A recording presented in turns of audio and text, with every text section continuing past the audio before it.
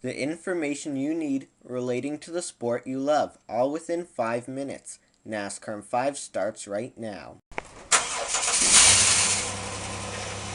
Hello everyone, welcome to NASCAR in 5. I'm your host Bryce Turner. This weekend, each of NASCAR's top 3 series will race on the Monster Mile of Dover International Speedway. We'll get you set for the races coming up, but first a look back to last weekend where the sport stopped by Charlotte Motor Speedway. Six-time and reigning Cup champion Jimmie Johnson broke into victory lane for the first time this season in Sunday's Coca-Cola 600. Kevin Harvick, Matt Kenseth, Carl Edwards, and Jamie McMurray rounded out the top 5. Meanwhile, Jeff Gordon continues to lead in the standings by 11 points over Matt Kenseth. Kyle Busch, Carl Edwards, and Dale Earnhardt Jr. round out the top 5. For more post-race coverage, visit carnuts.ca and click on Closed Wheel Racing.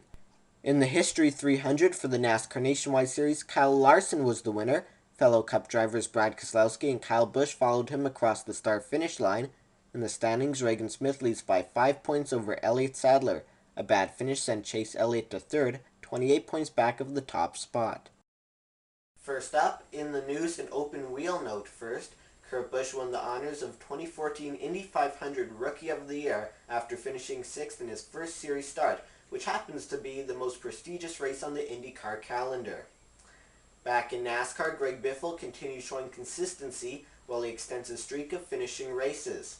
Greg Biffle has been running at the completion of 84 consecutive races, breaking Clint Bowyer's record after Sunday's contest.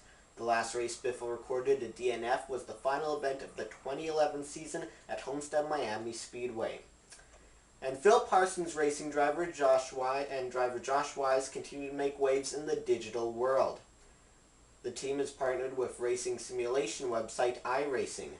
Website subscribers can support Wise and Phil Parsons Racing through select purchases at the site. iRacing is not the first digital entity to support the number 98 team.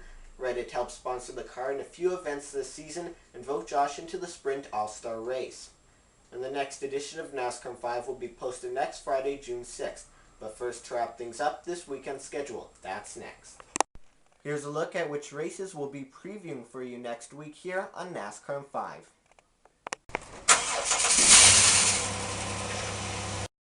Be sure to follow me on Twitter at BryceT24.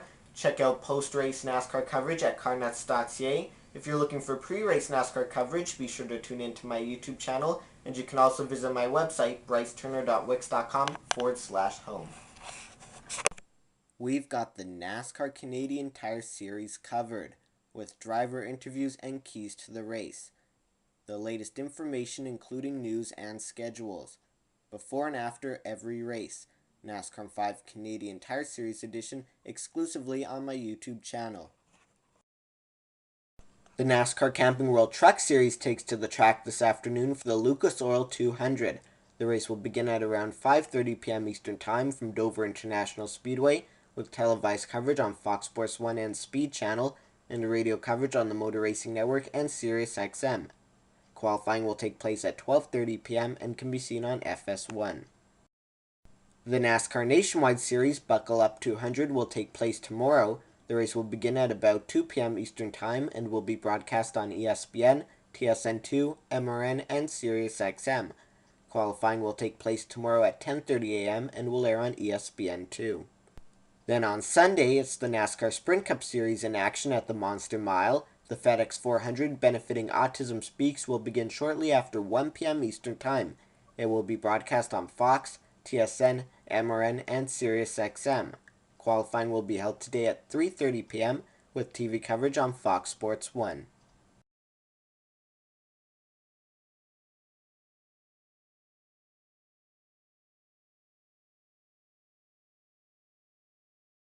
Thanks for watching this week's edition of NASCAR 5. I'm Bryce Turner. Enjoy the races.